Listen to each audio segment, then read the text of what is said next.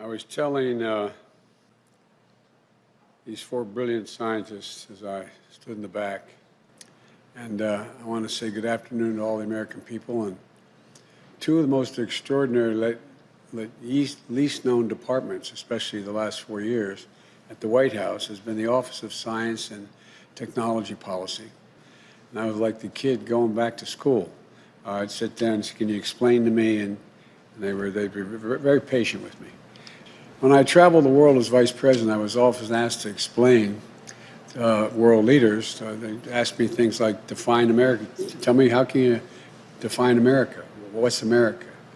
And I was on the Tibetan plateau with, at the time, with Xi Jinping.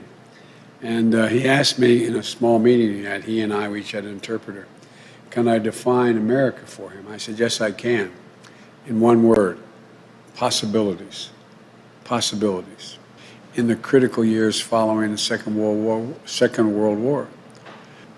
And the application of his pioneering work are poised to lead to incredible cures and breakthroughs in the years to come.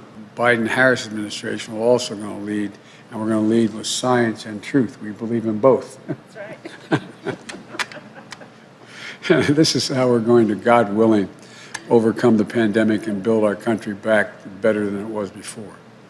As Deputy Director of the Office of Science and Technology Policy and Science and Society, I appoint Dr. Nelson for technology at a very young age, tinkering with the early computer products, computing products and code-breaking equipment that every kid has around their house that she grew up with in her home. When I wrote that down, I thought to myself, I mean, how many kids, anyway. And opening the door to a future which science better serves all people. As co-chair of the President's Council of Advisors in Science and Technology, I appoint Dr. Frances Arnold. She's also the first American woman, to win a Nobel Prize in chemistry. A very slow learner, slow starter. She just gets on. The daughter of Pittsburgh, the President's Council of Advisors in Science and Technology, I appoint Dr. Maria Zuber, not far from heaven, Scranton, Pennsylvania, in Carbon County, in Pennsylvania, about 50 miles south of where I was a kid. She dreamed of exploring outer space. I could have told her she'd just go to Greenreach in Scranton and she'd find where it was. But I shouldn't be so flippant, but I'm so excited about these folks of the moon and of Mars. And the American people, to all the American people, this is a team that's going to help restore your faith in America's place in the frontier of science and discovery and hope.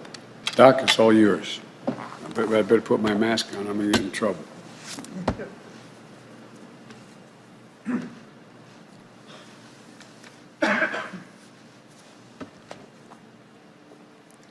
Mr. President-elect, thank you for this.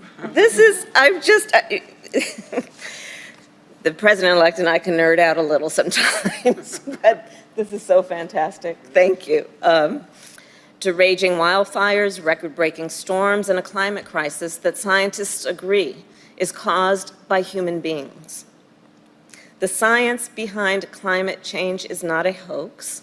The science behind the virus is not partisan. The same laws apply. The same evidence holds true, regardless of whether or not you accept them. And President-elect Biden and I will not only listen to science, we will invest in it. And again, Mr. President-elect, thank you so very much. Thank you. I got to say one thing. I'm not supposed to speak again. Come here, don't go away. Okay, I'll sit right here. You can tell this is real. We are both really excited about this. Really excited. You have more impact on what our children are going to face and our grandchildren, what they're going to have opportunities to do than anybody. And she's pretty good too, isn't she? Pretty good. I may not be much, but I know how to pick them. So anyway, this is really, we're going to be doing a lot of work, and we can hardly wait to have you. I'm taking this beyond what we're supposed to do. See you all. Okay. Is there any scenario you would not be taking taking the oath outside on Wednesday.